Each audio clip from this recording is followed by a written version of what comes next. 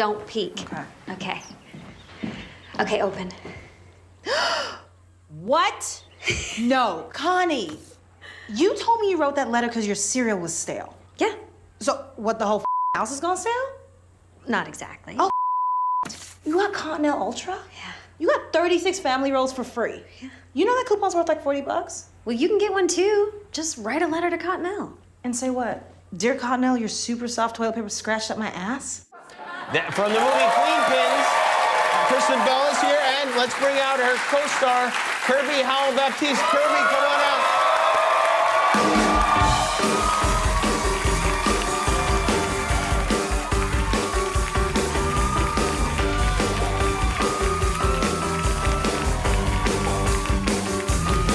How you doing? You guys have worked together like a whole bunch of times, right? We have. Is this mine? No, it is think not. it was mine. Yeah, that's been marked already. Sorry. Sorry about that. You want to drink from mine? Yes. Yeah, okay. No. You guys have worked together on a bunch of things. Yeah. Is that a coincidence, or are you like a package deal now? Package deal. Package deal. Somewhat, We met on House of Lies when I was very, very pregnant. Then we worked together on The Good Place. Then Veronica Mars, and now this. And the reality is, I asked Kirby to be involved with everything. Every time I get a job, I'm like, do you want to do any roles on this? Do you feel like you connect to any of this? Because I love working with her. She's like so capable on screen in drama and in comedy. And she's also like a really fun person to have on set. And I've just fallen in love with her as an individual. And it's like, why not work and hang out with your friends? Kirby, have you been on the bus? On Big Brown, I've not been on Big Brown yet, but I did go over to Kristen's house last Sunday and saw Big Brown, and it is absolutely an eyesore. It is. Blocks the entire window, there's no view. Yeah, it's like parked in front of the house. Yeah. It's quite insane to have such a beautiful home and have that thing right in front of it.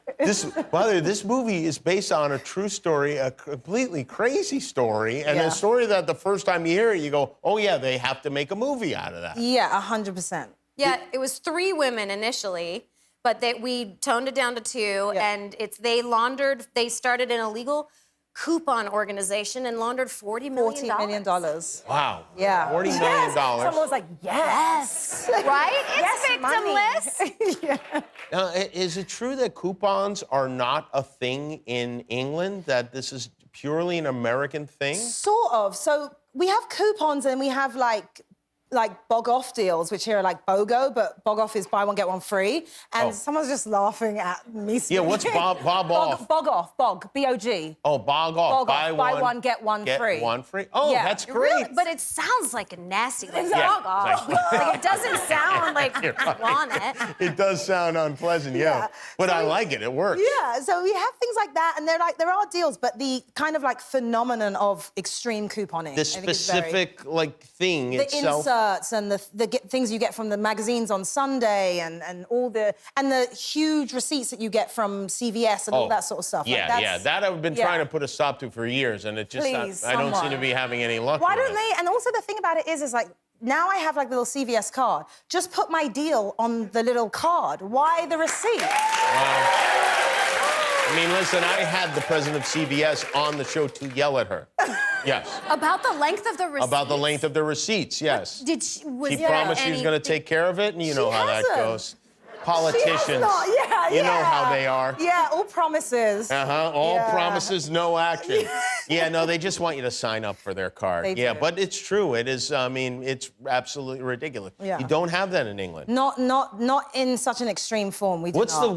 what's the thing about America that is most striking to you as far as something you guys don't do or don't whatever? Well, I don't know if it's like the most striking, but when I was a kid, I was so obsessed with sleepaway camp because we don't really have that, like summer camp. That is so American. There's no sleepaway camp. There are not really. Like my niece and nephew will go to we call it play center. So you'll go to play center or you'll do. I did this thing called summer university where I learned a skill during the summer.